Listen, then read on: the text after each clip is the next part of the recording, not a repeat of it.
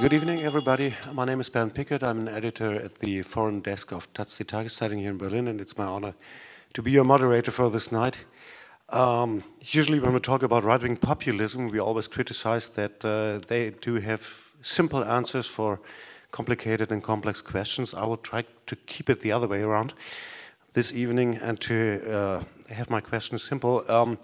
What we are trying to do is to ask first all three of the authors present here to sum up their basic ideas of their contributions to the book, then have a short commentary by Heinrich Geiselberger, and then start a debate between us, because as far as I know, you might have met before in other events, but you have never met after the publication of the book, so it's the first time you can comment on what the others wrote, and so on. So I might introduce our guests here, although the applause at the beginning signals to me that you already know them. This is Arjuna Bhatturai, to my left. He's a social-cultural anthropologist. He's born in Mumbai, India, has a long academic career in the United States, and as far as I know, right now you're based in Berlin as a fellow professor at the Humboldt University.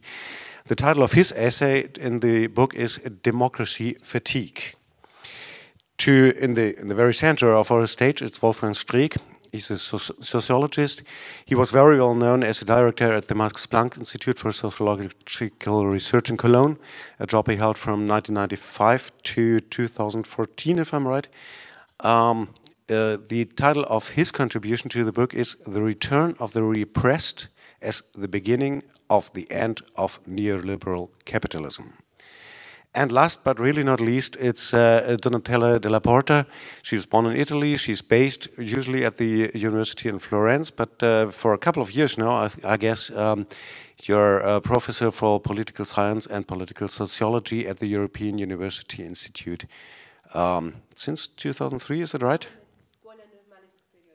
Okay, that's changing so much. And actually, they all of them have so long academic careers that just reading out all the positions and publications there, we wouldn't have time for a discussion. Last but not least now, and I say last, it's Heinrich Geiselberger.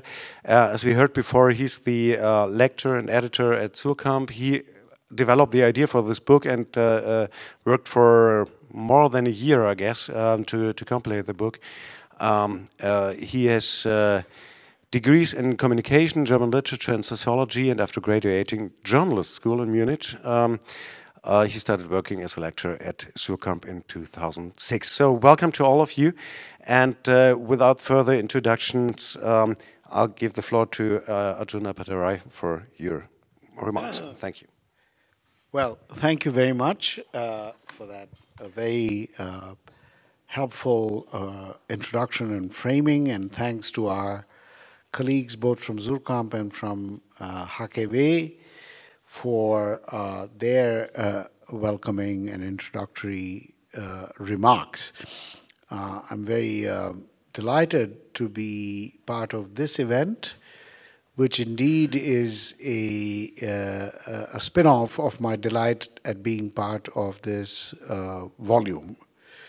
As a kind of relatively privileged but still Gastarbeiter in Berlin this year, and I hope for longer, if the German state and German society find some place for me.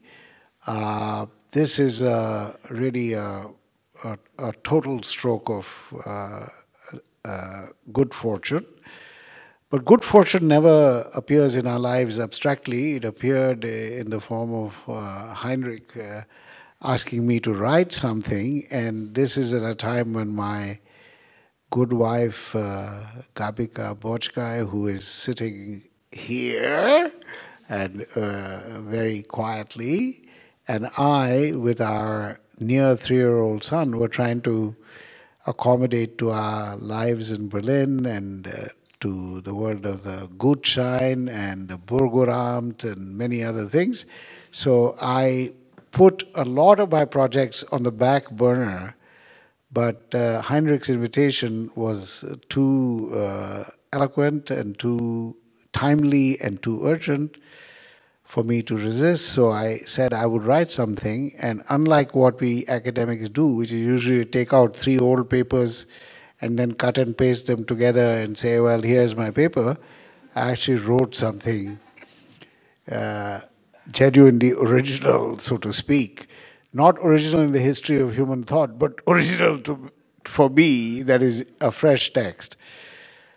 So I'm very delighted about this, and it's increasingly obvious that the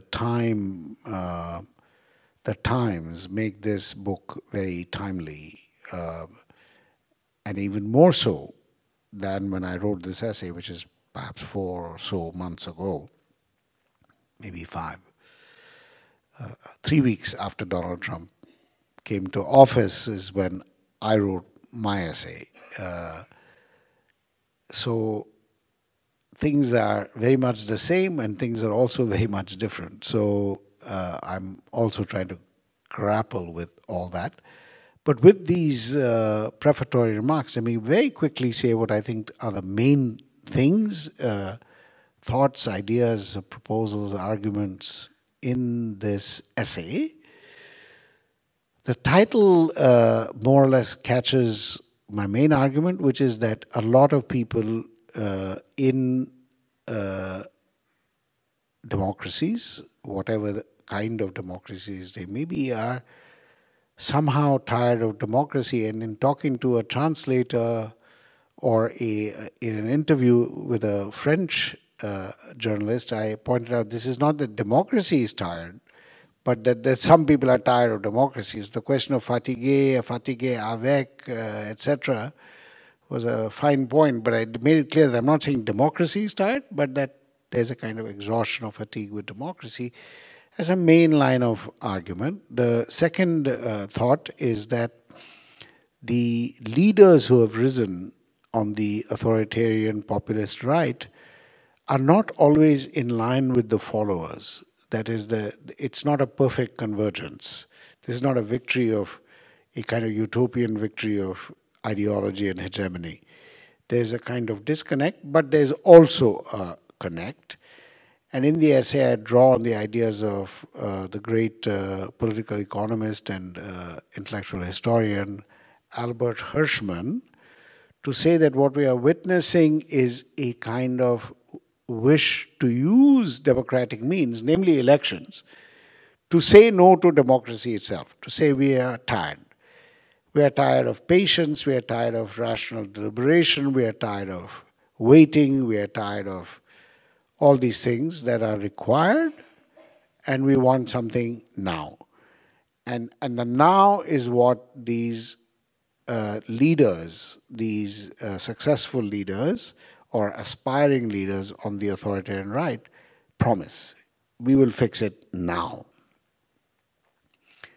So they pick up on the fatigue, but it is not as if their own interests, which are largely nepotistic, kleptocratic, elite, and exploitative, are the same as those of their followers, who are often excluded by globalization as it takes shape in their own lives and worlds.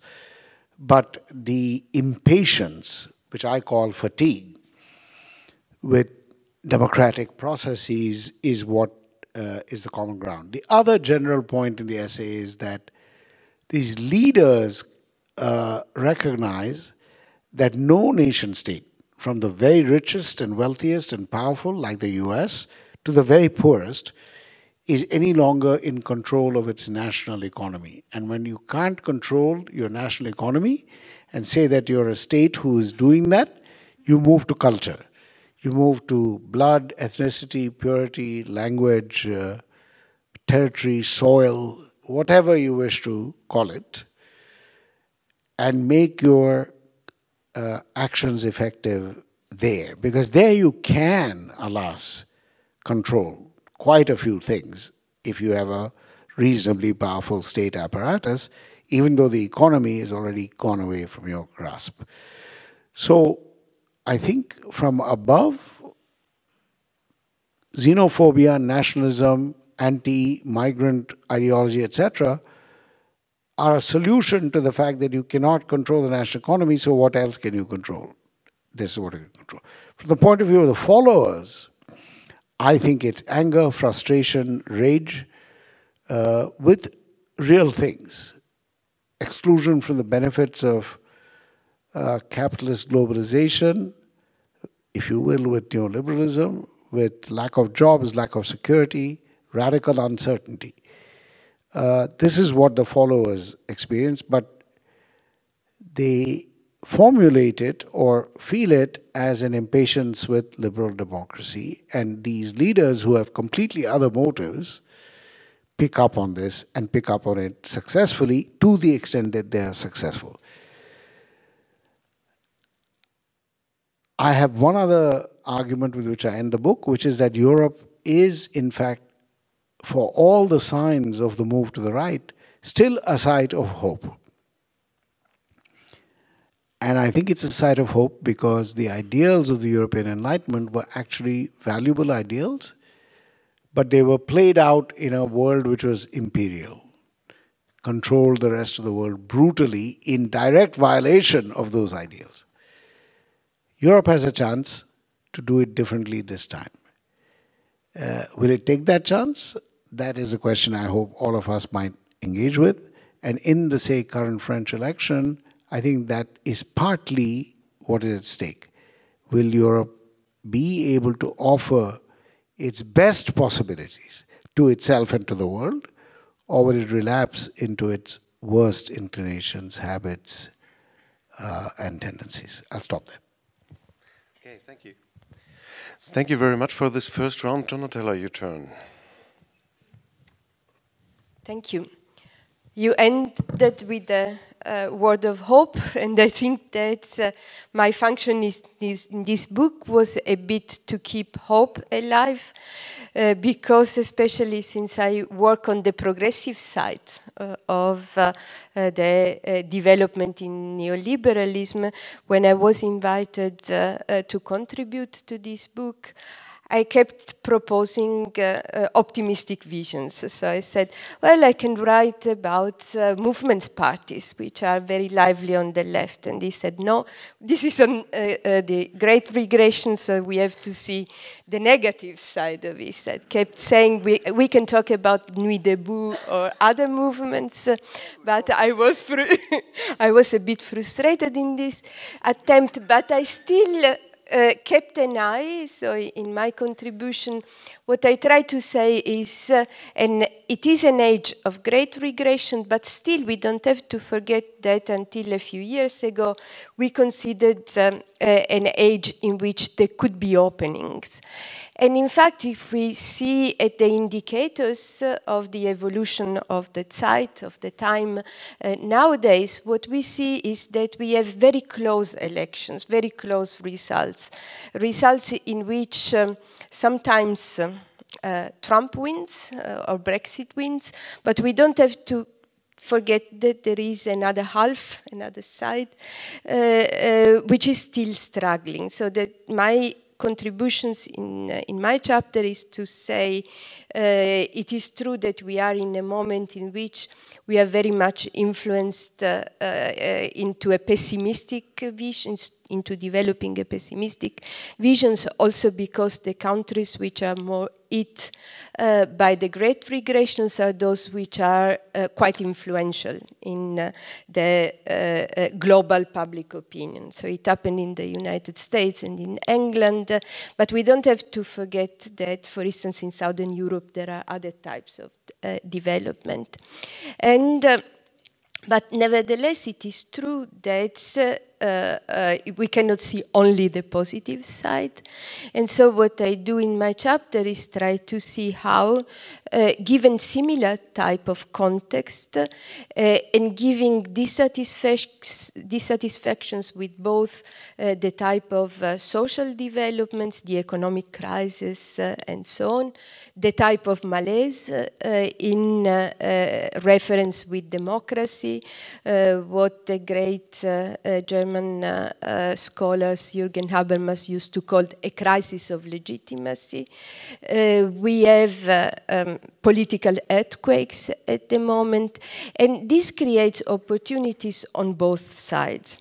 So I start in my chapter by looking at the parallel between what's happening nowadays and what happened in the last centuries. I cite Karl Polanyi, who I think there is some of him also in the title of this book. He wrote a book on the great transformations, talking about the first wave of dominance of free market over social protections.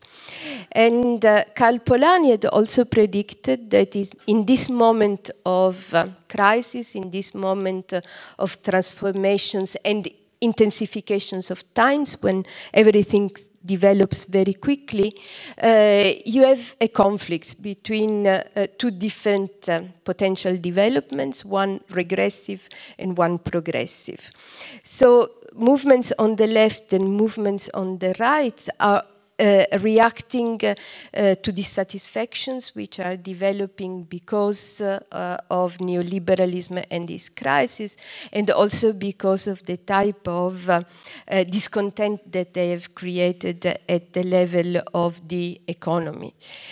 But we have to see the differences between this type of movements, because there is a tendency nowadays to say these reactions on the extremes tend to be similar to each other. So we are against populism on the right or on the left. I don't believe, and this is something which I try to argue in the short few pages of the chapters, that there is a risk of populism on the left. What I think is that there are two reactions, one on the right, which has some specific characteristics. These are characteristics in terms of the social basis, are characteristics in terms of the organizations of the movements, and characteristics also in terms of the message, which is the most important. And that we have to try to understand how and why in some part of the world the most progressive sides tend to be, if not dominating, at least very alive, while in other parts of the world what we see is rather the negative side of the regression. So in the book I try to list these differences. On the one hand, in the social base, movements on the progressive sides have been extremely heterogeneous in their attempt to produce a convergences between all the losers of globalization. We see some losers of globalization also on the right, but on the right we also see the very rich. So I think that when we talk about Trump and Brexit, thinking about the white working class, there could be part of the explanations there, but we don't have to forget that the most part of the supports come from the classes which have always been richer and dominant, the 1% of. Second aspects in terms of differences in the organizational structures of the movements, the term populism has been used, and I think in a resonant way, to talk about the plebiscitarian attitudes on the right wing of the spectrum. So some transformations, what Orban defines proudly illiberal democracies.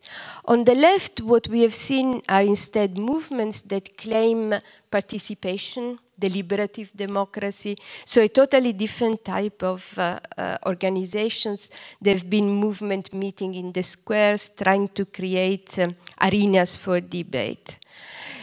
Claims and identities are totally different, because on the right we have the xenophobic and exclusive message, and on the left instead it is also an opposition to neoliberal globalizations. There is an attempt to create alternative identities, which is not easy, not easily done, but which is there, and it is an attempt to create inclusive encompassing type of identities. Now the big questions which I pose but I don't answer to is how do we explain the differences? How do we explain that in this moment of strong conflicts, in some moment and in some countries there is a strong push on the progressive sides and in other countries on the other side. I don't think there is the time to answer the questions now, maybe in the debate, but I just want to mention one element which has been important.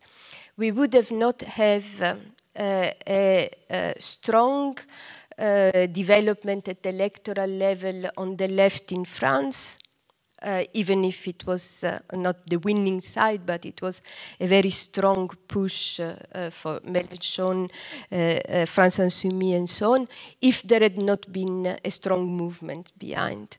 In Spain, in Greece, in the countries in which we see more innovative pushes on the progressive sides, it also started with movements. So I think that this is part of the explanations that maybe we can discuss in the following rounds. And I give the floor to. Yeah, I promise we'll follow up on that. But first of all, Mr. Strick, the floor is yours. Yeah, sorry. Yeah, it's a great book, and you should buy it because it's impossible to present all the richness of ideas that is hidden in this treasure book. I'm a sort of passionately destructive thinker. And I take this to be the essence of science. So whenever people begin to use concepts as though everybody knew what they are, I become alarmed, and I want to ask what the concept actually means. Whenever I hear theories that can become true only if the subjects of the theory behave the way the theorist thinks is moral behavior, I think that's not a theory. I think that's preaching. Yeah, and I don't want to preach. I'm as I say, in this sense, I'm destructive. I don't want to offer patent recipes if I don't see an oven where you can prepare them, so to speak. Yeah. So my reflections are also oriented towards the presence of agency or the absence of agency as to what the books are full. Not this book, of course, always except present books accepted. Books are full of sentences like "we have to do this," and then I always wonder who is the we, the few people who read this. Nobody listens to us, incidentally. The big run of history.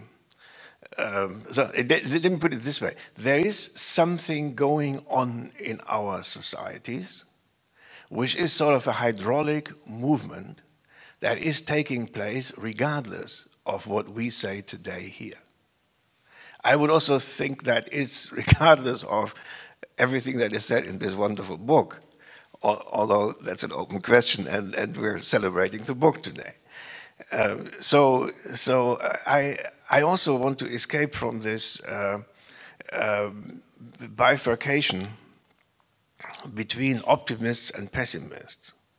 As you will see, I'm trying to be empirical. In the end, that empiricism turns out to be quite depressing.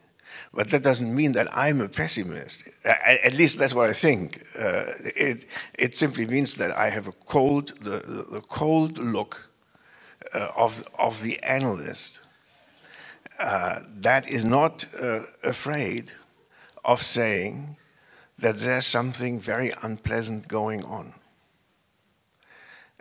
And maybe we also have a little share in this, the way we speak. And then finally, I want to say that we have to reflect on our on our concepts. That's the best thing we can do as intellectuals. And I begin with democracy.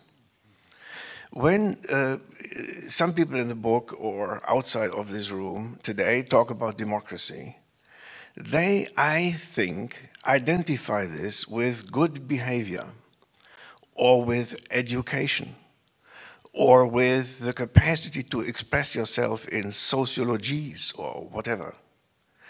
And a sort of middle class temperament of, but to quote the chairman, democracy is not, in the German word is Deckchensticken.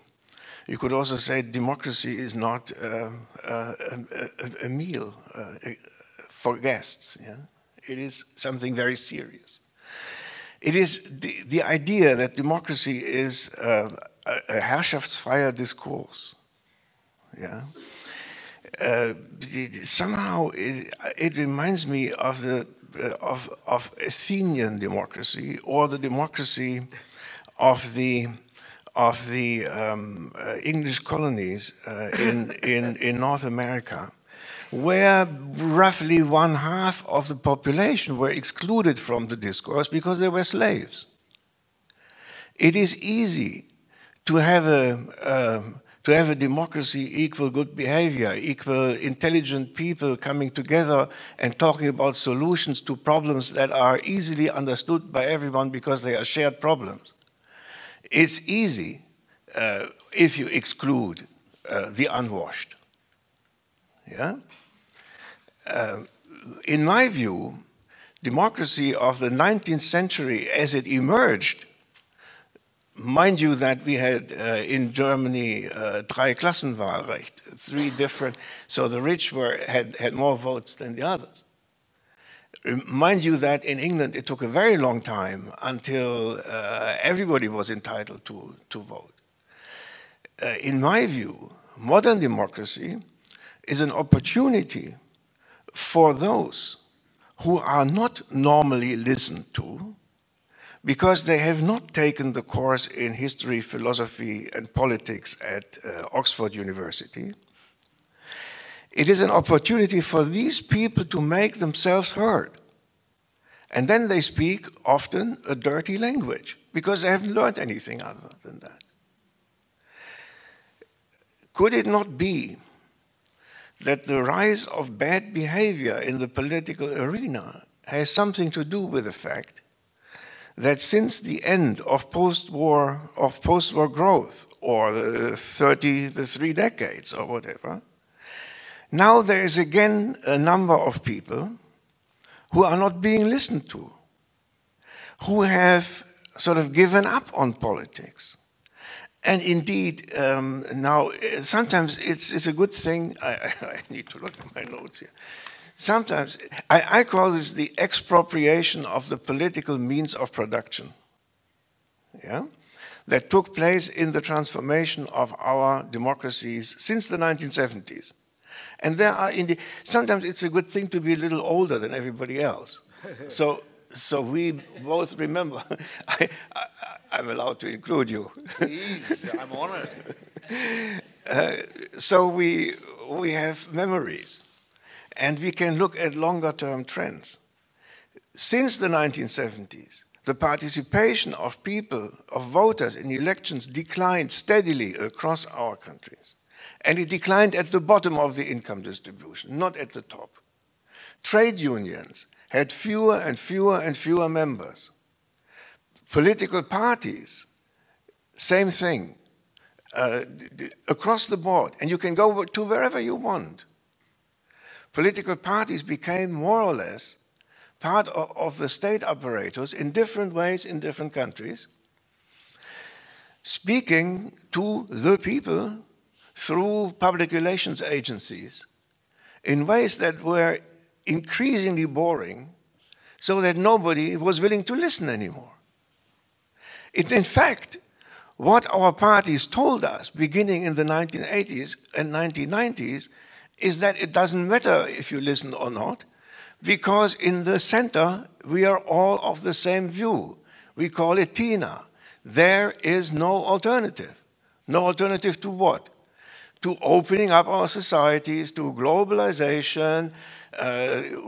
Unfortunately, we can't protect you anymore. Unfortunately, now you have to fight for yourself. What we can do is we can help you fight better, enable you to participate in the market. But apart from this, the market is the market is the market. It's the big thing, and it is getting hold of all of us. And sorry, we have to open the borders and let everything come in. And now it's up to you. Right? So now we're in a world where center-left and center-right have become completely indistinguishable. We call this neoliberalism. Yes. Now, during this time, as I said, political participation declined. And then suddenly, after 2007, 2008, I think that's basically the turning point. These things begin to change. More people go to elections. But they don't vote for the old center parties anymore. The old center parties have basically disappeared. The Partij van de Arbeid in Holland is now down to 5%. Yeah? Hillary Clinton's gigantic election machinery is destroyed. Yeah, it's gone. It's gone. No, go to wherever you want. Go to Italy. Go to France. The French socialists. Yes, they are gone. And now suddenly new parties come, and now we feel like they don't talk like us. They don't listen to us.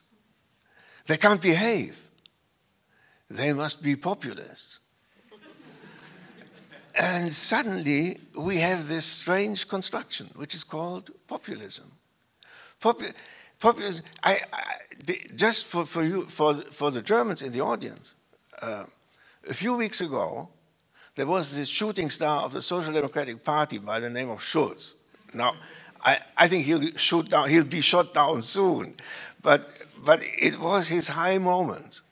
And in those high moments, he thought that maybe one could extend the period, the length of time that one pays unemployment benefit to people who get unemployed.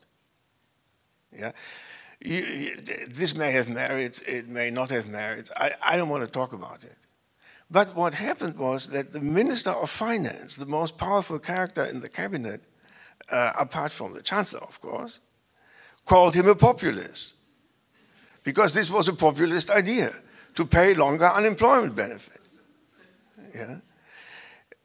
And at this moment, you think it could be the duty of intellectuals to deconstruct a concept like this. Yes? It doesn't seem to be a fair way of discussing our political problems. Now, you see that there were more things that I could say, but let me say the following and finish at this point.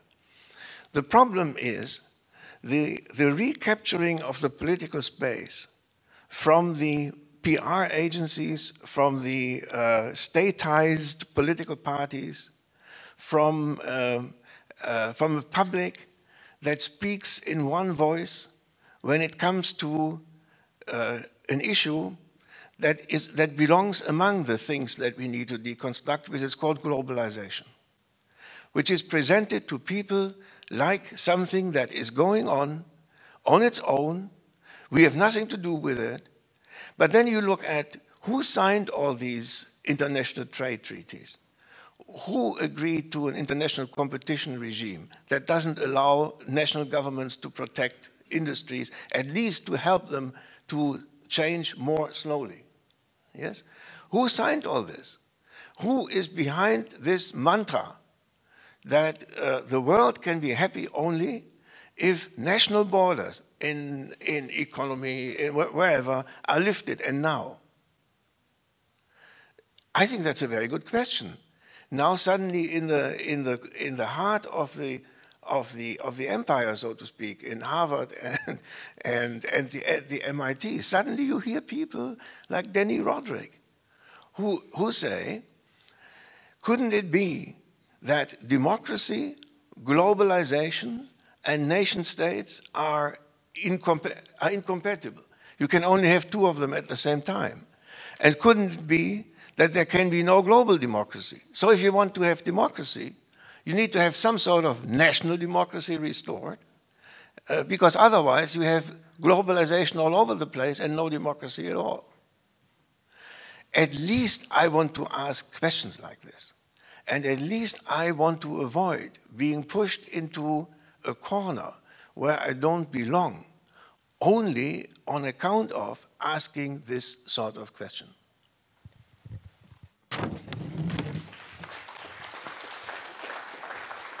Thanks a lot, and I guess we have a lot to debate. But right now I would like to ask Heinrich Gesselberger for his experience while compiling the book. I mean, I wanted to ask you, what was the biggest surprise that you had in these discussions with the authors? I now learned by Donatella that there couldn't be any surprise because you forced them to write whatever you wanted them to write.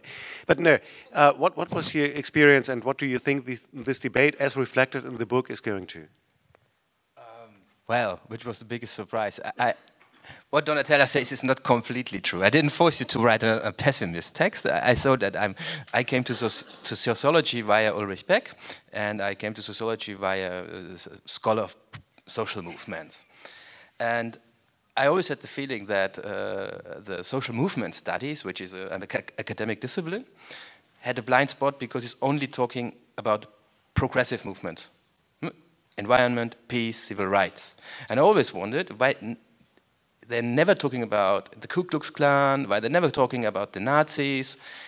I thought there was a blind spot, and I wanted Donatella to work on that blind spot. That was the basic idea, to say social movement studies is basically about progressive movements, but obviously they're regressive movements, and this is not a big surprise, and in a way it's fair. So that was the idea for the essay, because the first book on globalization I read was, I think it was still going to high school, it was 1995, and was Ulrich Beck's book, What is Globalization? And after that book I wanted to study sociology, and after that book I wanted to go to Munich and study with Ulrich Beck, because I thought this question of globalization is so important. And the biggest surprise now for the book, for me, is that a lot of arguments, talking points, analysis, which have been put forward in the middle to late 90s, work out, they seem as if they had been written yesterday.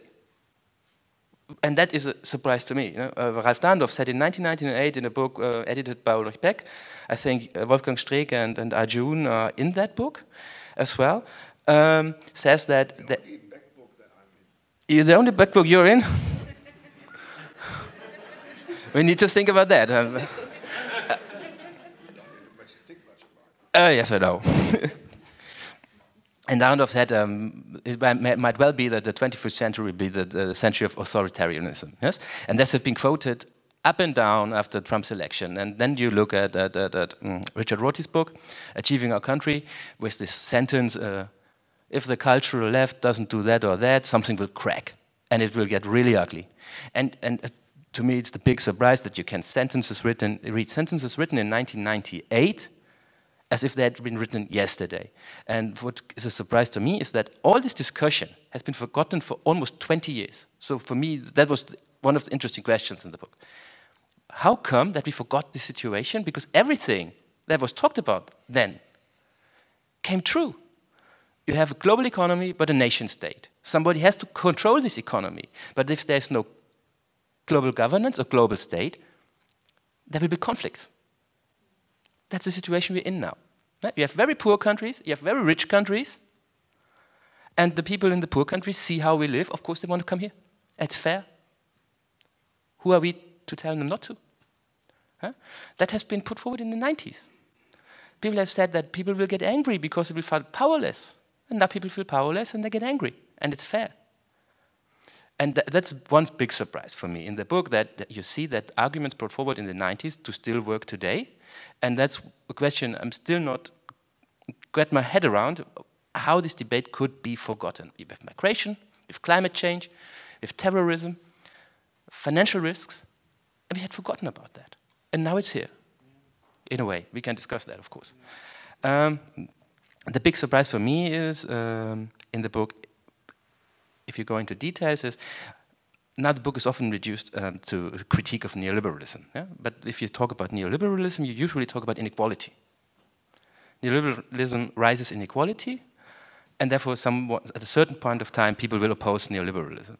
What I find extremely interesting in that book is that there's another critique of neoliberalism, which refers to communities, networks, associations, parties, churches, clubs. That neoliberalism in a way has just, I hate that word, but it's the best word if you don't want to say, list all the points in the Washington Consensus or whatever, so I stick to the concept neoliberalism because it's easier. Huh? That neoliberalism has destroyed communities, and I think that's, usually it's a communitarian point, yeah? And the left usually doesn't like that very much because everyone associates blood, ground, language, national identity with communities, but we have forgotten that there are other communities, communities of neighborhoods, shops, working places. And these communities have, in a way, been destroyed, and I think that's one of the interesting points in the book, that even if you're, I think it was always naive to think that I'm a voter and I can influence high politics. But if you're at the same time a member of a labor union or if you're a member of a church, you can always think, okay, I'm a member of the CDU, and I go to church, and the church will influence the CDU. But if no one goes to church and no one is in the CDU, of course, people feel powerless. I think that's an important channel, to have these intermediary associations. The whole same thing holds for parties or labor unions. And that's for me, this is the most important or interesting outcome, the role of communities in neoliberalism, that the communities have been destroyed, that Sigmund Bauman would say everything is liquid now, that they're atomized individuals, going for this hype or going for that hype.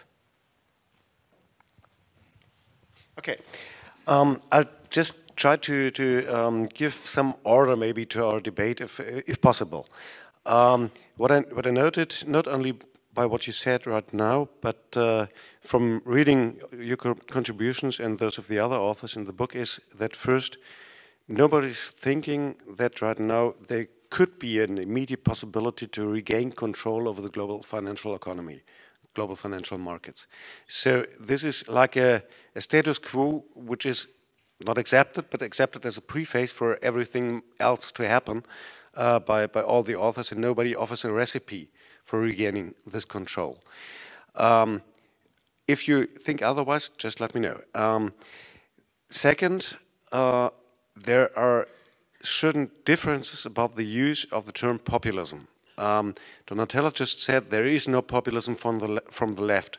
Wolfgang Strait said, ironically, everybody who just dares to formulate certain questions is deemed a populist or is satanized as a populist. Just a line of defense from the establishment against any kind of critique.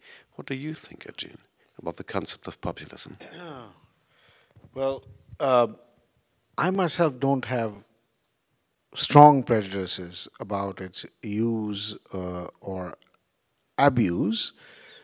I think it refers to the mobilization of masses. So for me, it is a relatively neutral word. It has been, it's a phenomenon in the world. And of course, as with many other words, we can look for better words, but I don't mind it as a word. Of course, we also have to be cautious about its indiscriminate use as a cover for some other charge. I completely agree. That's true of all our master words. But I don't mind it as a word for energetic mobilization, usually from above, wherever the above is, of the below. And that happens from the left, the right, alas, rarely from elsewhere than the left and the right. That is the middle, whatever the middle may be. So I'm not against the use of the word. I think it's helpful. And the idea of right-wing populism certainly refers to something real. I think Donatella may well be right that it's hard to know what's the corresponding unit on the left. But on the right, it seems to be real enough, even if it doesn't have a correspondence on the left. So On that matter, I think, a bit more relaxed in a world where the abuse of words and concepts is endemic, with saying this one is doing some work. My real question and worry is about another word, but I don't have to say anything about it now, but I can just put it on the agenda, and that's about neoliberalism. That seems to me a word crucial, as many of us have said, and Heinrich just underlined. A tough one because it's doing a lot of work. It's hard to be clear on, and how we deploy it seems to define our alliances. You know, are you for it? Are you against it? Macron, for example, well, plainly neoliberal, but so therefore, does it immediately mean I'm going to be against him? Why? He's a little bit quietened. The minute I put him there, there's a... Anyway, so I say that's the word I worry about more than I worry about populism. Okay, we'll follow up on that too, but I would like, as you said, there is no populism from the left. Jan Werner Müller, a sociologist who had now published a book which is called "What is Populism?", which sounds like a school book, but indeed it's a very interesting essay because he tries to give some definition to the term that is so extensively used by many people in the recent debates. And he compares Donald Trump to Hugo Chavez in Venezuela by the concept of some leader evolving to say, I represent the true will of the people, and any other opinion or any other person, anybody who faces opposition to me is a traitor to the people's will, and therefore excluding them from even the chance of democratic debate, because if you're a traitor and if you work against the people, then you don't belong here. So excluding the political opposition, foreigners, whatever you don't like or whatever doesn't fit in your concept of the will of the people, that makes populism as opposed to social movements who might be inclusive, or as opposed to liberal Western democracy, which at least accepts the idea that there might be different points of views or different opinions. Do you agree with that concept, or do you still think, or do you think Hugo Chavez was not from the left and therefore it doesn't fit in, or whatever? I think that there are two very different ways of using the concept populism in scientific terms and in the public opinion. And my concern is the fact that we can say we want to use it in the neutral way, but then the way in which it is understood is stigmatizing. So there have been also attempts on the left to say we have to go towards a left-wing populism, meaning we have to take more into account what the people want. We have to talk a language that the people understand, this type of non-sophisticated languages. This is something which can be done, but I'm afraid that using the term populism would bring in stigmatizations, which is not needed. I think that from the scientific point of view, there could be argument to consider Trump and Chavez having something in common. What I resist more against is the fact of saying there is Trump, but there is also Sanders, and also Sanders was a populism, so we have to make a coalitions of those who are instead serious, like Wolfgang was saying, and against the barbarians who are the populists.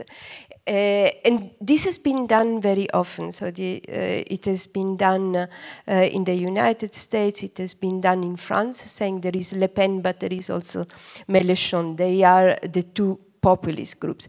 And it was and this is why they are not legitimate, and it is always unclear in which sense these groups on the left are defined as populism. And when you ask why, they say, well, they are against Europe. Well, being against this Europe could also be a legitimate position. You can agree or disagree, but it doesn't mean you are populist. They say you are unrealistic, but in reality, many of these movements are extremely pragmatic, so they are social democratic of the past social democracy. So this is the reasons why I said on the left, this type of movements, I don't think you can use the label populism, and especially because in scientific terms, also thinking about Latin America, scholars like Ken Roberts and others have clearly, and I think one could agree with them, distinguished between a plebiscitarian populism in which the people is invoked in the name and for the leaders, and instead sort of democratic horizontal movements in which the people is mentioned in totally different ways, and leaders are not the strong sides of politics. And so this is why, well, I think I agree one could also have a more neutral visions of populism, but in practices I tend to agree with Wolfgang that it has been used in a way as to protect the mainstream, the once dominant parties, denying legitimacy to the others. And this, I think, it's a very negative development because it means denying the possibility to listen to voices which are expressed in unpolite ways. Wolfgang Strick, I see that you agree. What should we do? Should we just forget the term populism and never use it again, or should we define it better? As I said, I'm against this should we or should we not, because whatever we say here, tonight in the Tagesschau, one of the presenters will explain to you that X or Y is a populist. So this is so deeply ingrained. But what more importantly, I think, going back to your question, there are enemies in politics or in the world. It is not. It is not democratic. It is not part of being democratic that you deny that there are very serious conflicts. Now, these don't have to be individuals. In my more sophisticated worldview, because I'm a sociologist, I have certain organizations that I consider enemies. For example, Goldman Sachs,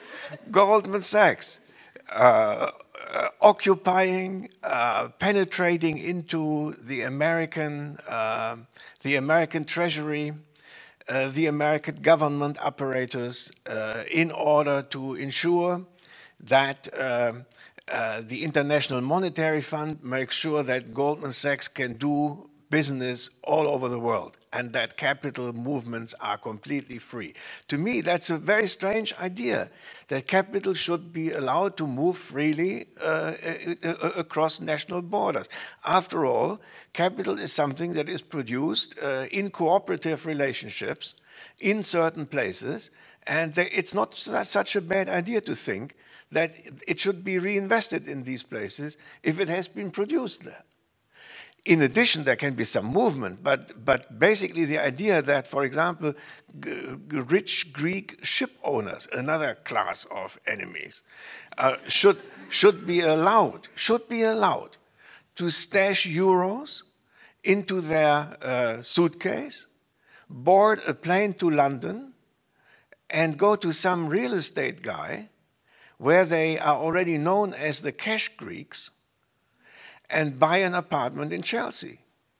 I don't think that's a good idea.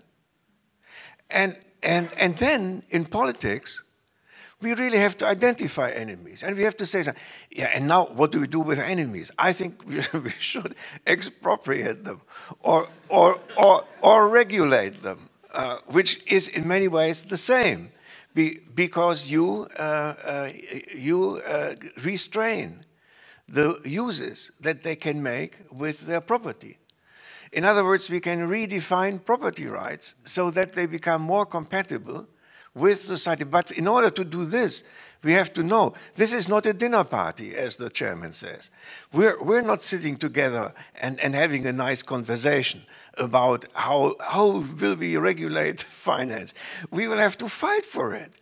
It's a battle, because these people have incredible means at their disposal in order to prevent us from regulating them.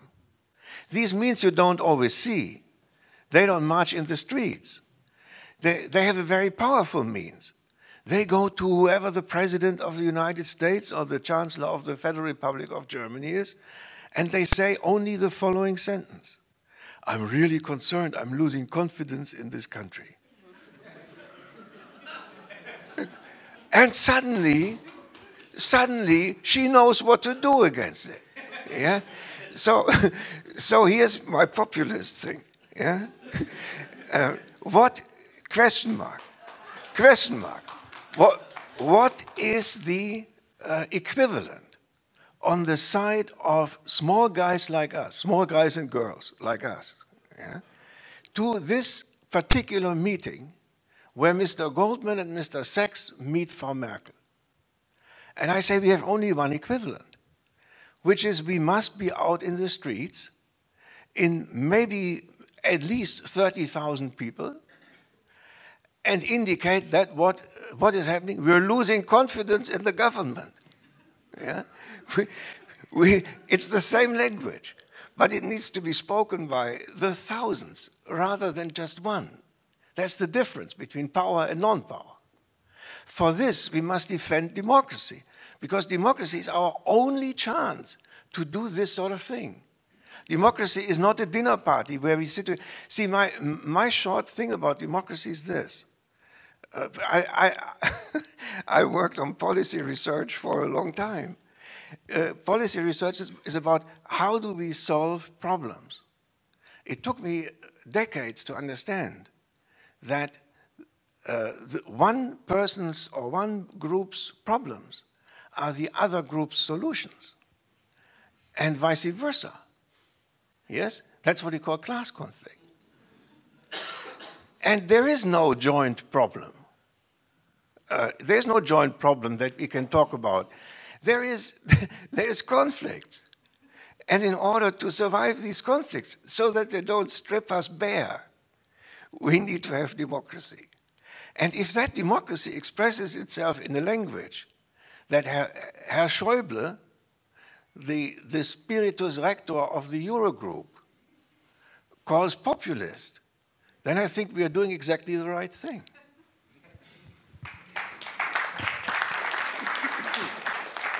You said "we" a lot of times. And I liked it, actually.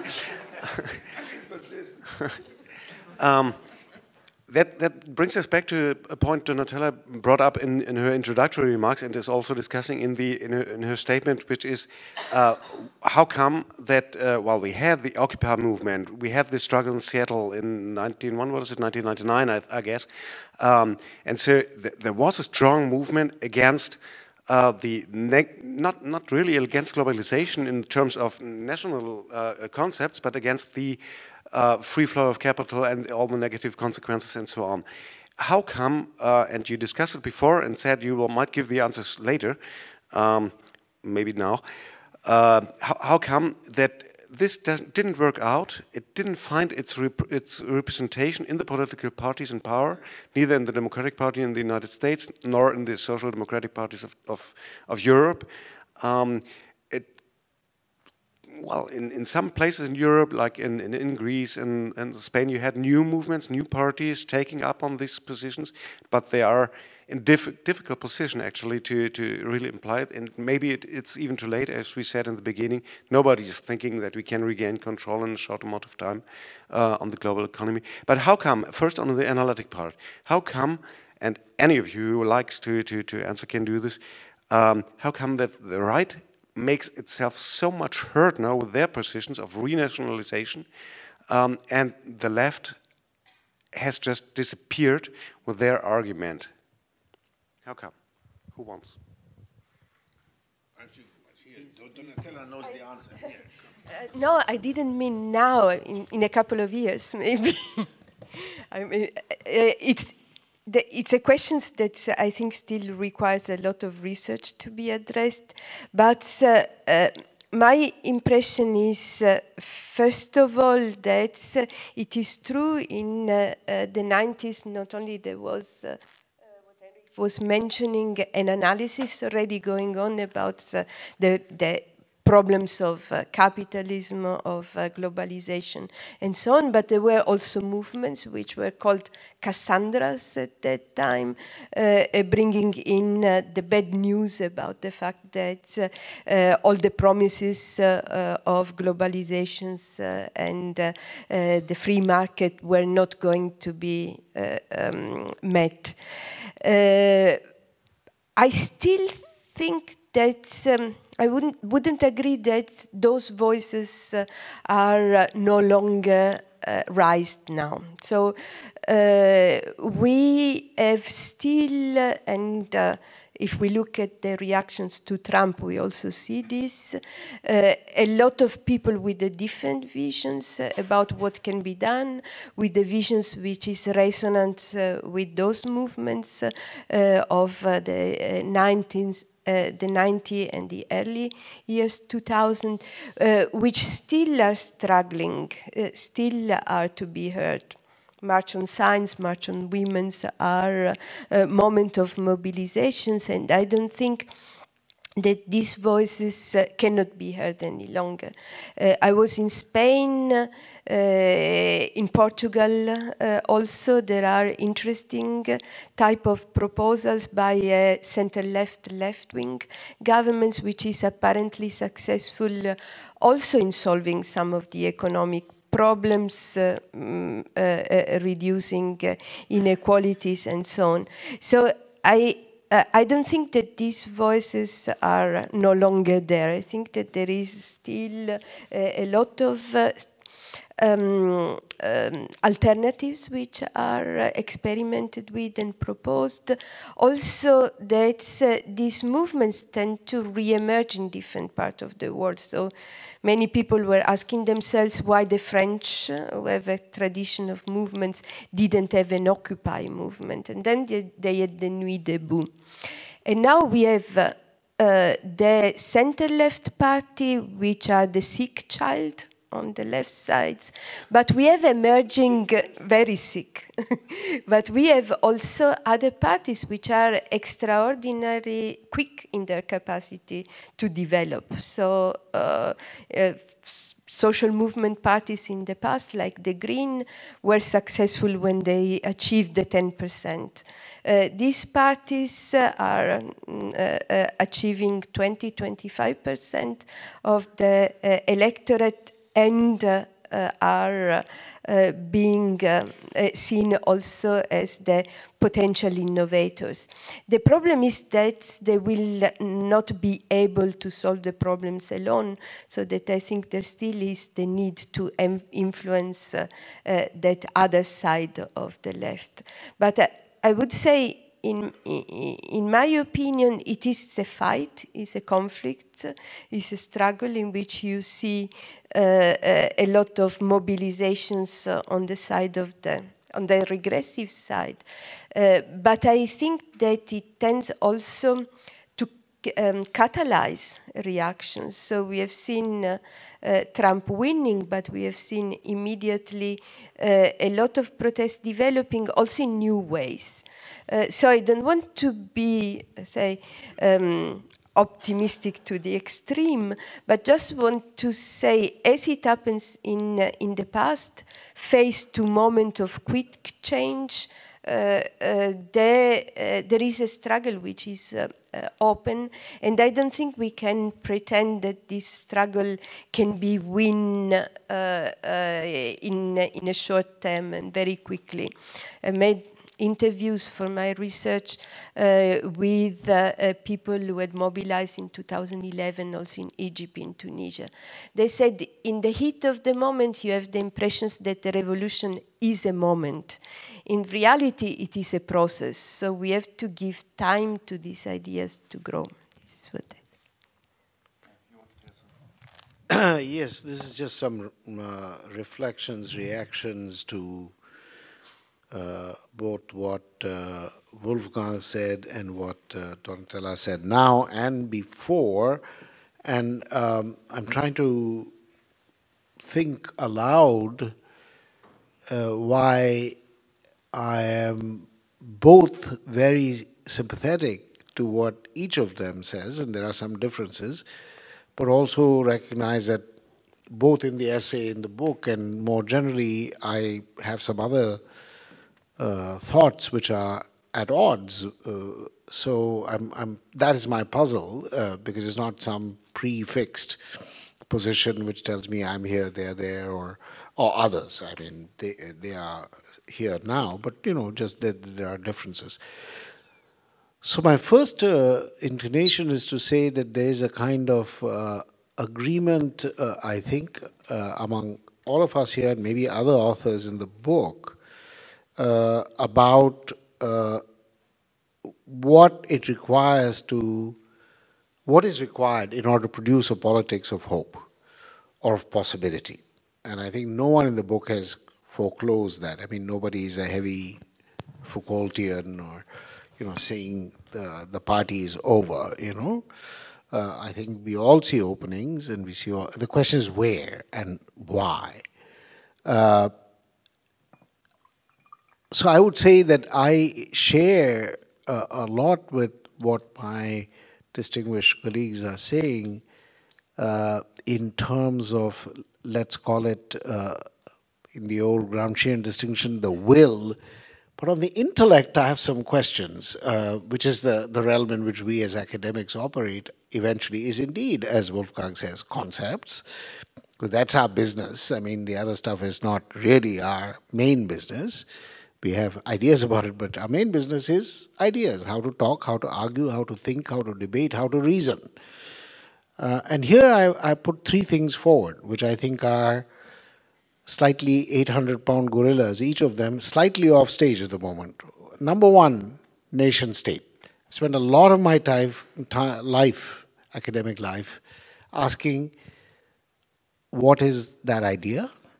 Why are people willing to live and die for an idea which is plainly artificial, plainly recent, and plainly historical? But it's treated as natural, commonsensical, and the only thing people will live and die for. Not their families, not their neighborhoods, not their cities, not humanity, not the world, and certainly not the WTO, but they will live and die for India, for Pakistan, for Germany, for France, for Cameroon, for whoever. I mean, there are very good answers. People like Balibar have helped me a lot to understand why that happens, but it's still not totally clear. So when my distinguished, now I hope friend, but also colleague, fellow scholar Wolfgang says, we have to somehow rein in globalization, I say, sure, but somehow it seems to be in the name of the nation state. And I say, what is that form to which we are willing to assign that responsibility? I mean, maybe de facto it's the only game in town, but therefore should we endorse it? In short, I'm saying, let us think again about our huge dependence on both the idea and the reality, the institutions, laws, and so on, of this form after Westphalia, which is now global, universal, so on, as the site of our hopes for controlling whatever we want to control, number one. Second, since I am not either seen or correctly not seen as belonging in any straightforward way to the orthodox or even non-orthodox left, as many of my fellow colleagues in the volume are seen as belonging to that point of view. I'm sometimes a bit distressed because I think I'm a reasonably progressive person and have learned a lot from Marx. But my hero is Max Weber, who was in a lifelong tussle with Marx, but a tussle based on respect. Somewhat, in some regards, but again, as being an academic, as you know, I have to respect a man whose life was spent with 25 societies in 15 languages and history from agrarian Rome to his times in Germany. A somewhat formidable person.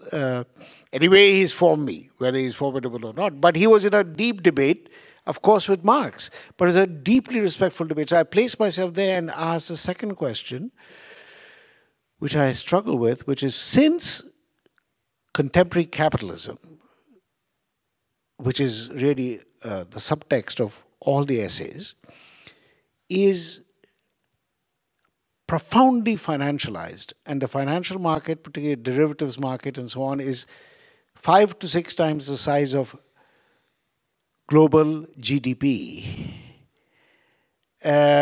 We do need to ask, what is the understanding from the best of the left thinkers about contemporary finance? I look to David Harvey, I cannot find the answer. I look to Frederick Jameson, he points to Arrighi. I look to Arrighi, and it's a long historical story. He's looking to Brenner. Brenner is about long cycles. Great. Well, I can read Brodel for that.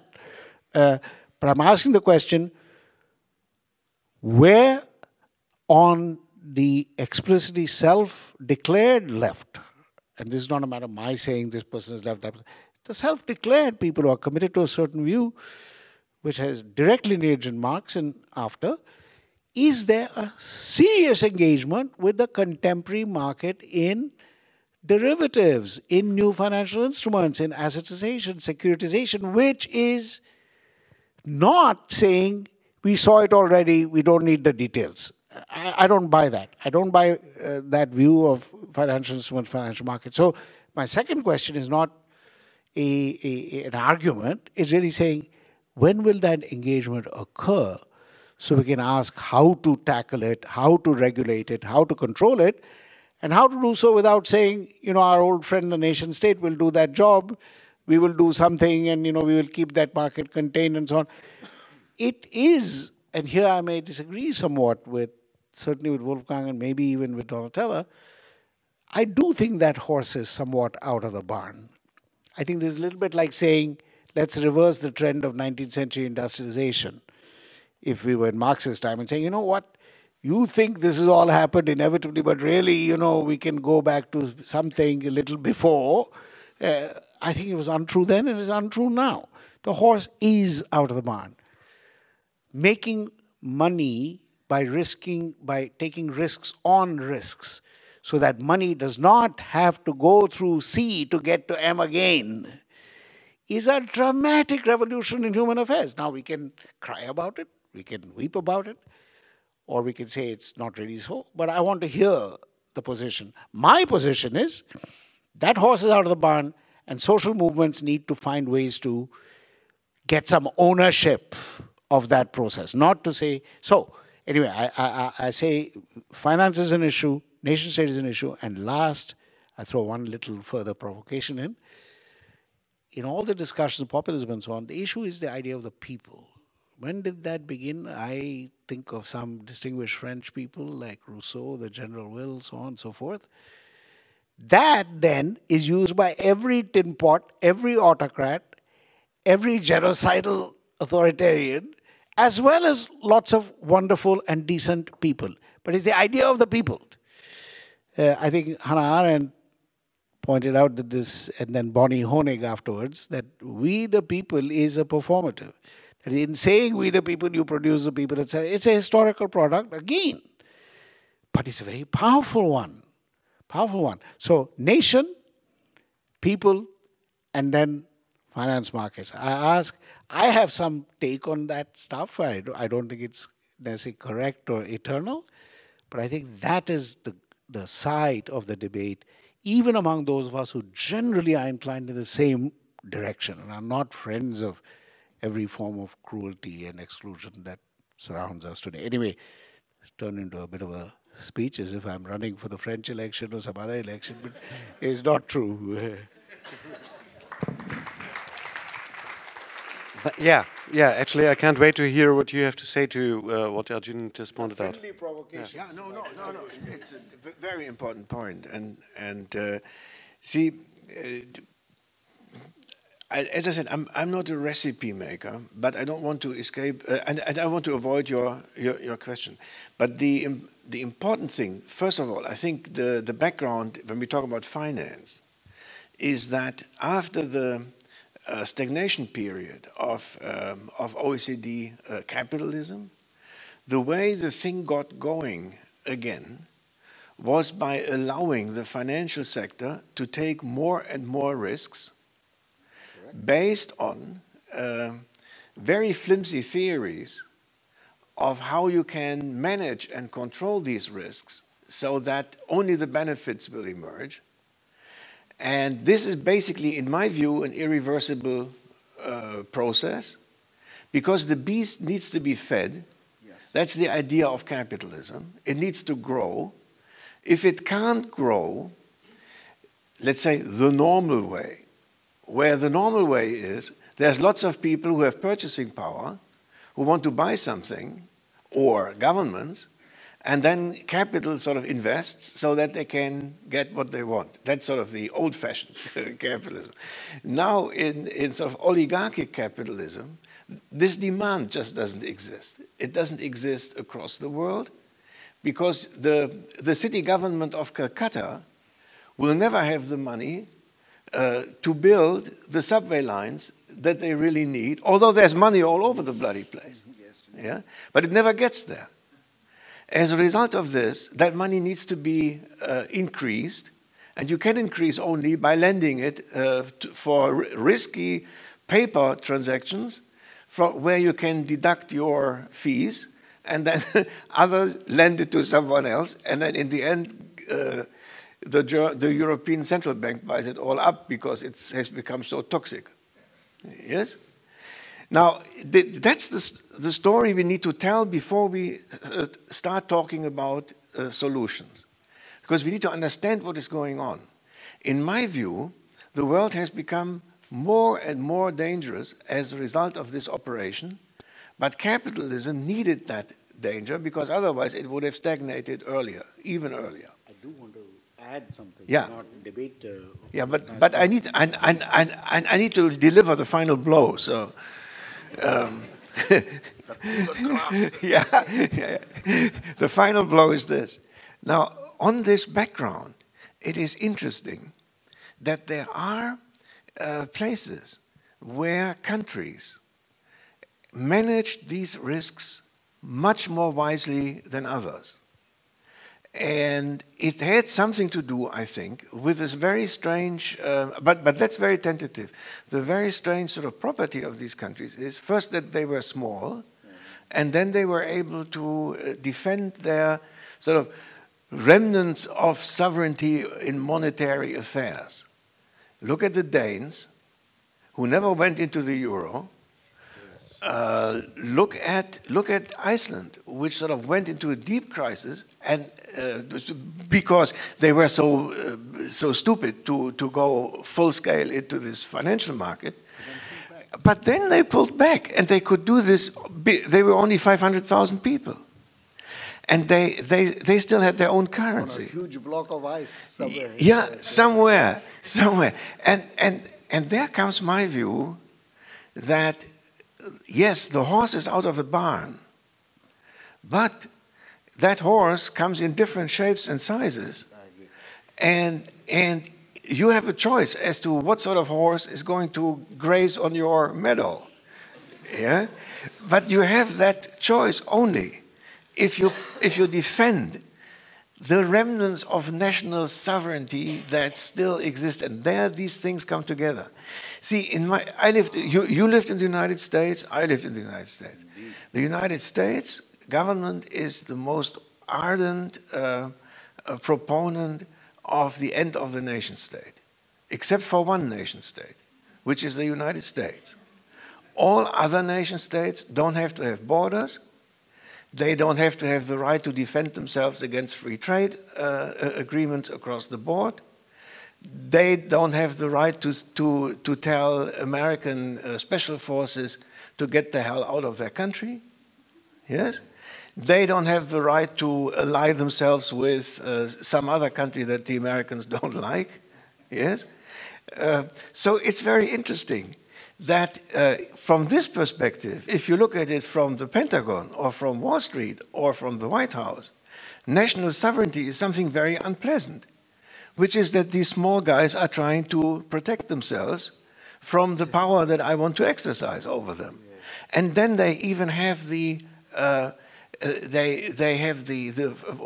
chutzpah, the audacity to go to the United Nations and ask China to prevent a decision of the Security Council that would prevent them from doing something that they think is necessary for their survival.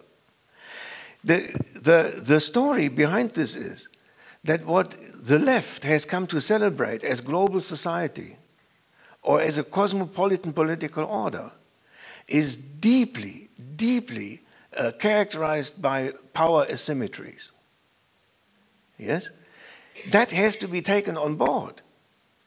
And in a Habermasian way, you can imagine a world democracy where sort of everybody comes together and, like at a dinner party, and talks about joint problems like climate change, and then they make a decision and everything is fine. But if you look at the real world, you will see that there are a couple of giants underway who are not at all willing to listen what the dwarfs have to say them. And that the dwarfs need some sort of defense.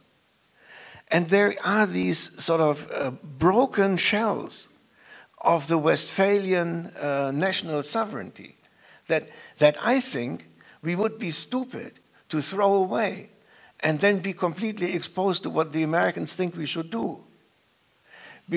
Because they like failed states. Yeah, they like failed states. And in that sense, my point is, don't be overly optimistic with respect to what a world order would be like if you have the United States in the center of it. Just a short, of course. I mean, my biggest pleasure, among several, my pleasure here is to hear Wolfgang, because he's so forceful, eloquent, direct, precise, and compelling, and very tough to sort of reclaim one's own prejudices in the face of his eloquence, and both with his views and Donatella's. I mean, I'm persuaded by so much of it that I wonder why we even produce the illusion of a debate, because in fact, we share a common also skepticism about the whole rational, deliberative, Habermasian thing, including constitutional sovereignty, this, that. There's a lot of stuff there, and I don't want to speak ill of a great German thinker very much among us, who's not here, Habermas, but there are problems there, and I've said that to him even face to face, but as a tiny insect talking to a giant, so it's not as if it makes any impact on him, but at least I can say I said something. But you know, asking a question or two, but I do think that this picture of the Trumpian nation, you know, I think it's a great picture of the US. The scary thing to me is every aspiring nation is exactly like that. The national idea is for us, but yet the idea has a strange universal career and a universalizing career, but actually what animates it is all the good stuff is for me. It's not for all nations, but everyone wants to take up this. So the American view, actually, even the little nations would like to be like that, but they're not quite there. China is certainly there, and certainly other countries are, but many other countries would like to be in that position of saying, yeah, you know, leave the good stuff to us. You're not properly in that category to make those claims and so on. So I agree with your view, but I think it's all too endemic. So on the nation-state question, I think we still have a question. What is the site, scale, and space of resistance to some kind of diseased global order? Will it be from that envelope? And for me, that envelope is a problematic one. So I'll leave it there. But with the other things, finance and so on, I do think the finance question is a tricky one. And I guess I'll just use the 10 seconds or so to say my view is the main reason I depart from the Marxist critique, not as an opponent, but saying something more needs to be added. After all, Marx could not be a prophet. We could not ask him in 1850 or 1860 to have already seen the world today.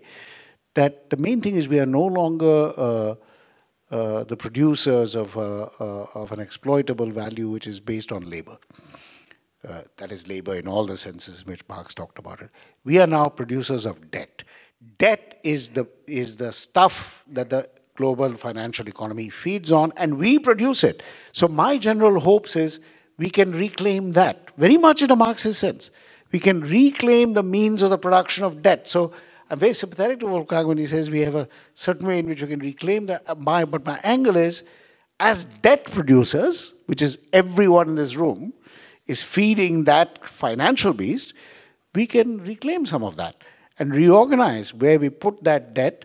But it means not refusal altogether of these instruments and these markets and so on, but it's restructuring them so that we can be in them, and that's of course a very tricky business, but I do think that it's important to recognize the major source of value in the financial world is debt. That is what the financial markets feed on because they monetize it, they asset it, they securitize it, they make derivatives out of it, but debt is the thing.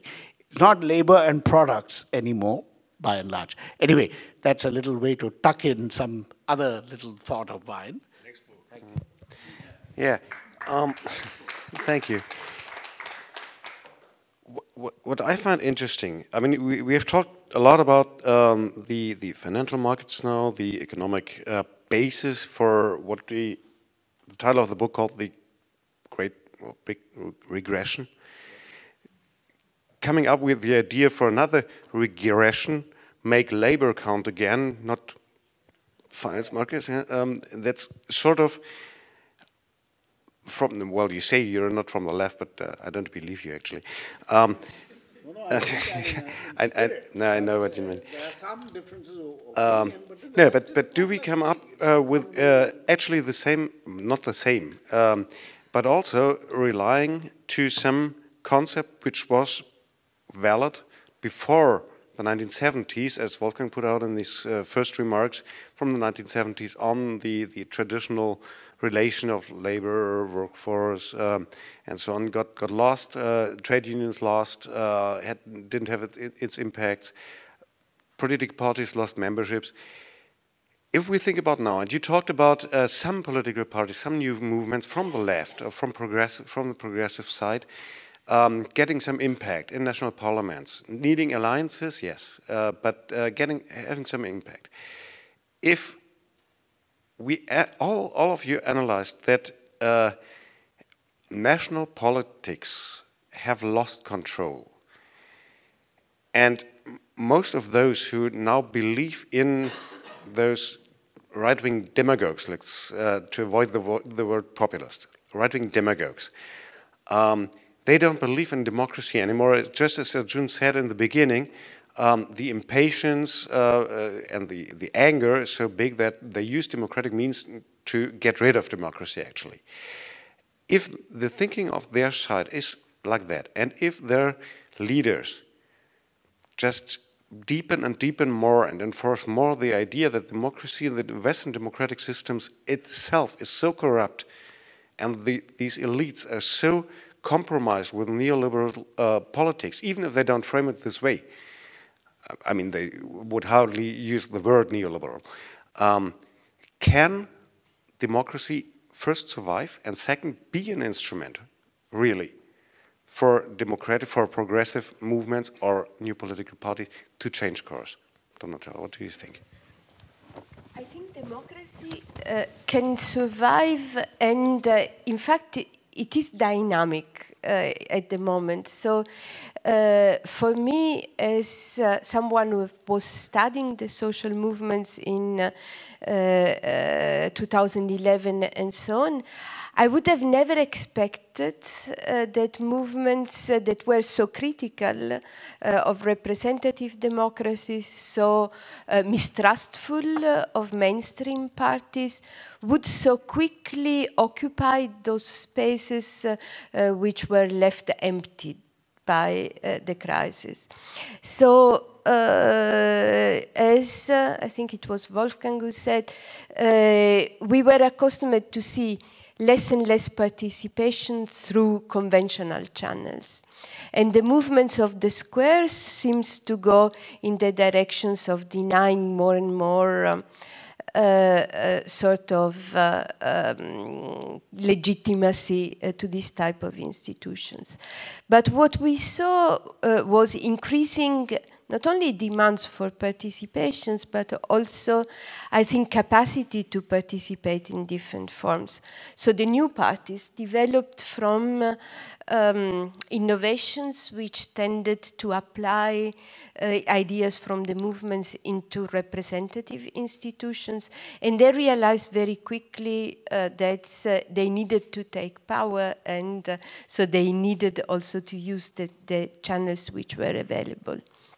And other things we are studying, referendums from below, so not the Brexit, but other forms of referendum in Italy on privatization of water, in Scotland, in Catalonia. People tend to participate also through these channels. Governments in Barcelona or in Madrid are innovative governments. There are networks of this type of the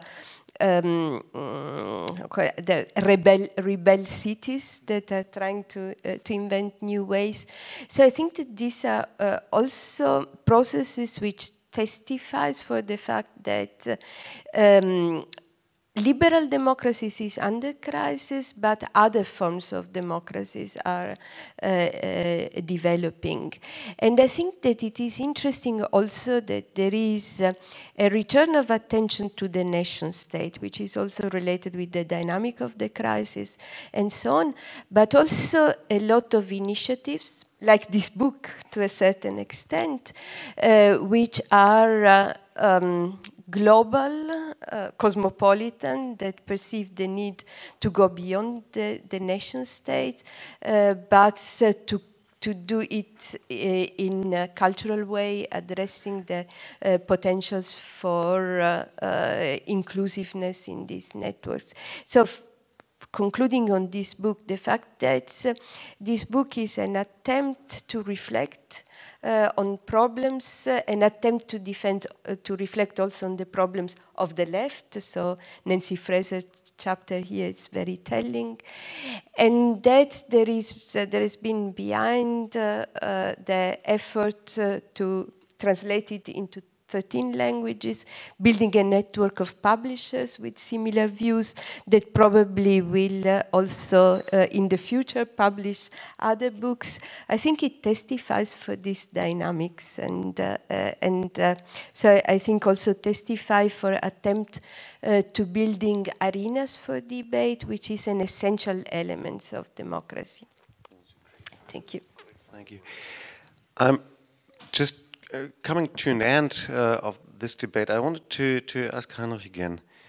I mean, maybe it was just because of the orientation you gave to all of the authors, but I was wondering, in the public debate on all those symptoms, there is such a lot of debate about either the urban left having made such a lot of mistakes by just concentrating on identity politics, LGBT rights, whatever. It is mentioned in some of the essays, but it's never a center point of critique, just trying to explain the phenomena. And on the other side, in this debate we had here tonight, nobody mentioned racism, for instance, than anything else than a symptom of discontent, but discontent caused by the economy, by losing your communities, by losing or feeling the threat of you losing your way of life in certain communities, and so on. I always wonder why, if people yearn back and want to feel threatened in what their traditions are, I mean, they never go back to, I don't want electricity and I want to have my water by a bucket from my fountain, and I don't want to use internet, but I want the old days where I can be a misogynist and a racist. These old days I want back. Why is that so? And how come that it's so easily, obviously, exploitable? I mean, in Germany, we had all this discussion. Is maybe the how to put it, the civilization only a very thin tape which can easily be scratched off whenever there's the problem? And was it only the economic prosperity which has governed Germany, or at least Western Germany, for some decades that had it all more or less disappear, or at least not so publicly? Why? What do you think, Heinrich? Why was all this not in the centerpiece of the essays in the book? And why did everybody concentrate on the economy, on the neoliberal path of the last 2 decades, just to explain what happened? About, if we talk about neoliberal globalization or globalization in general, and racism and the narcissism of small groups, we have one of the world leading experts in the world sitting here, which is Arjun, and I think that's not my topic in this case. What can I say on the topic of racism and economy? I can only come up with a very old and boring quotation that's often attributed to August Bebel, one of the founders of social democracy, who said that anti-Semitism is the anti-capitalism of the rough guys. This is a very old cliché. I don't know whether it's true, but obviously it's always there to be exploited, and obviously it's always there to deliver scapegoats when you need them. I think that's the only thing I can say about that. You should ask Arjun. It would be nonsense if I answer that question. The LGBT cultural left, economic left, I'm quite happy that that doesn't turn up so much in that book, because I think this discussion is, in a way, absurd. It's often framed as if it's an either-or decision. So the left had 2 choices. It could have focused for cultural issues, emancipation, or for equality, and it chose to vote for cultural issues. Therefore, it forgot the other one, and therefore we're in trouble now. And I think that's a stupid way of framing the question, because it's not either-or, because it's as well. You can do both things at the same time, and I think Donatella is an expert on that. Social movements always work in opportunity structures. And if you work in a capitalistic society and you want to fight for 2 things, emancipation for the individual, and you want to fight for equality, social equality, capitalism doesn't like social equality, but capitalism likes individualization. He doesn't want the housewife to be at home. He wants the housewife to be in the labor force. I don't think that capitalism is even racist, because he doesn't want people that are excluded from the capitalist economy. He wants everyone to be in the capitalist economy. That's something Marx said in 1848. That's good. So, and I think the opportunity structure of global capitalism, it's more easy to make progress on these cultural left topics, and it's harder to make progress on questions of social equality. And we should resist this kind of debate, whether it's an either-or decision, and it was a mistake to do that. So I'm quite happy, but I leave the question with racism to Arjun. Well, I'll just say one word, because I think we're basically out of time, and that is to say that I do take it as a very helpful provocation, though Heinrich's answer is a very good one, that this is not revisiting, let's say, the redistribution recognition debate, and again saying, are you for one or the other? I mean, even I've had to engage with that and work with that, but it's a kind of bit of a prison. But to say that I take from your question something, for me, provocative, which is, what would it take to take something like racism, let's be specific, and make it a kind of driver, not a symptom? Because we do have a whole topography of symptoms and a topography of causes and infrastructures, which, whether we are left or right or whatever, we share. So it would be good to, for a moment, conduct the mental experiment that racism is foundational, and actually other things are somehow symptomatic of it. And I think even if that's not entirely true, it could help us think about things differently. So I take your question seriously in that way. Can it disturb our habits a little bit to pay attention, not just pay attention, but to put it, something like racism, in a role where it's not simply reflective, superstructural, symptomatic, but a kind of deep driver.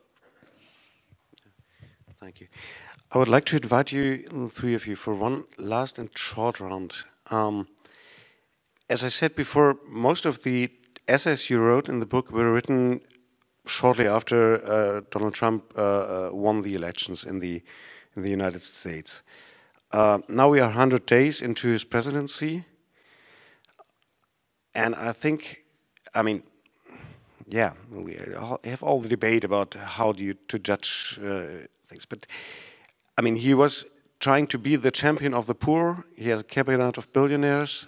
He has some record in deregulating economy. He hasn't accomplished very much more, and it's very doubtable that the coal jobs or the steel jobs are really coming back, to say the least. Do you think that as symbolic for world policy the Trump victory was, so symbolic could be the decline of a right-wing demagogue if he doesn't accomplish what he promised to his electorate? What do you think? I can answer very briefly.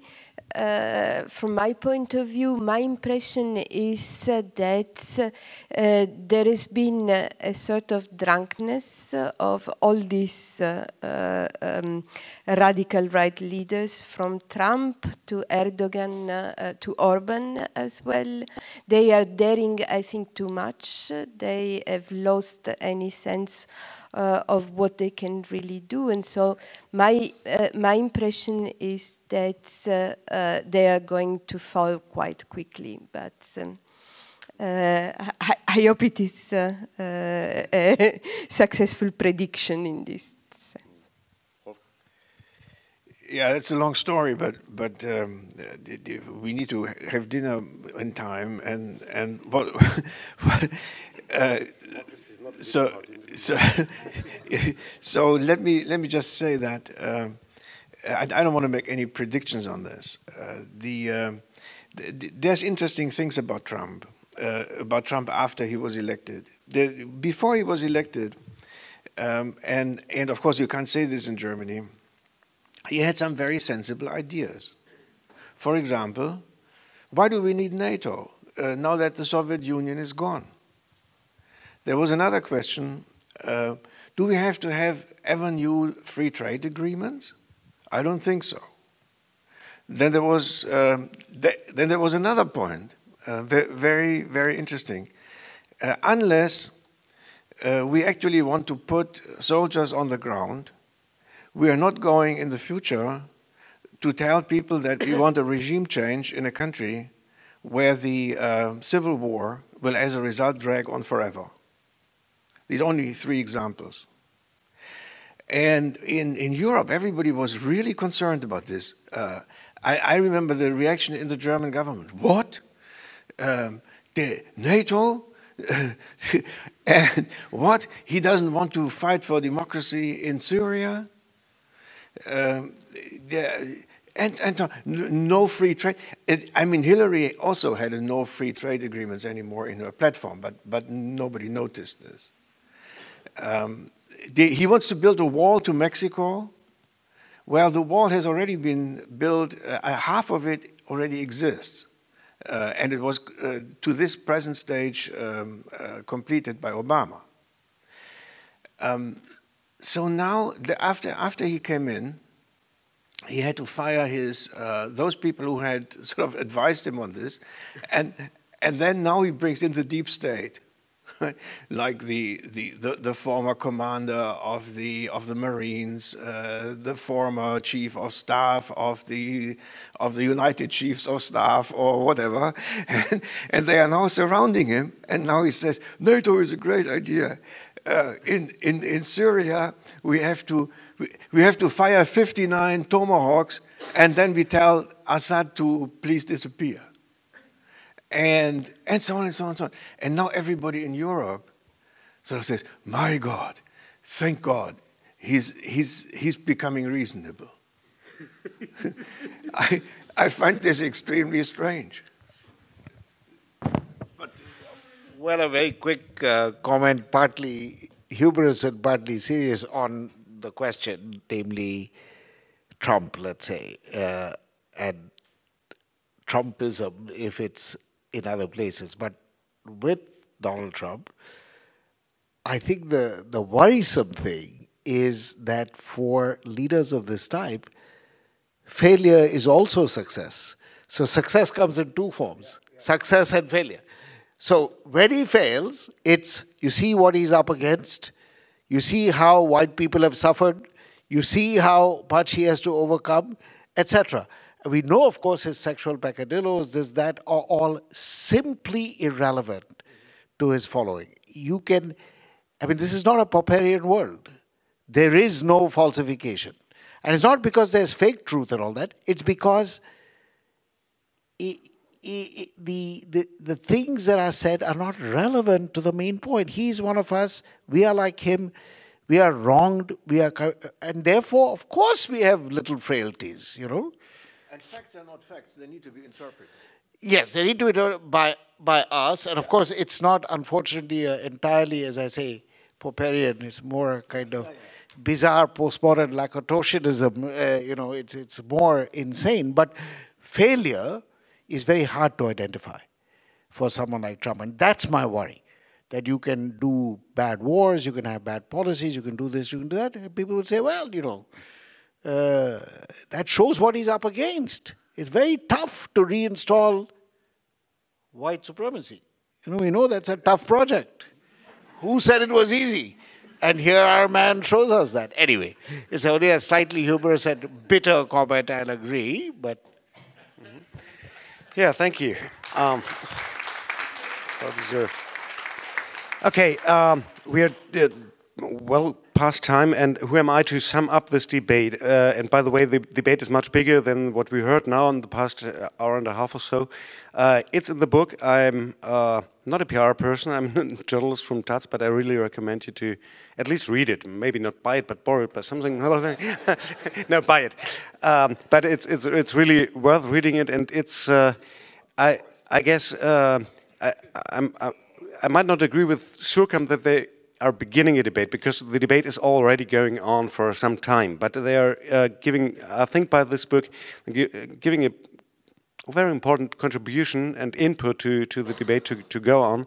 And I hope when we meet again in 5 years, we will have to discuss other issues and not have to debate why the demagogic right-wing political parties and leaders were so successful all over Europe or all over the formerly known Western world. Thank you for your contributions. Thank you to Suhrkamp Verlag, and thank you a lot to the translators over there who made it possible for everybody not speaking English to just join in the conversation. Have a good night, and buy the book. Outside there is a table where you can buy it. Thank you.